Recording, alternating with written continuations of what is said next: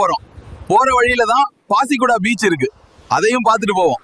Guys, இதுதான் Pasikuda beach, இலங்கையிலே ஃபேமஸான பீச்.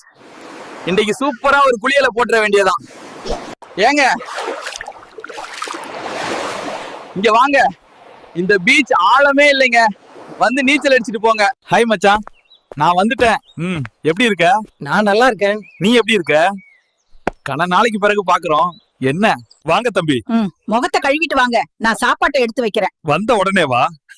விருந்தோம்பல்ல மட்டக்களப்பான மிஞ்ச முடியாது போல கிடக்கு. இதத்தானடா மட்டக்களப்பான் வாயில ஒட்ட வச்சிருவாண்டீங்க.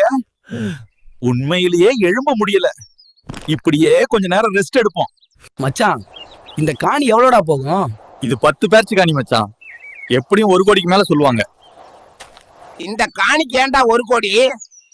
இந்த கனடா ஆஸ்திரேலியாண்டு போனவனுக்கள் தான் இந்த காணிகள்ற விலையை ஏத்தி விட்டுட்டானுங்கள்.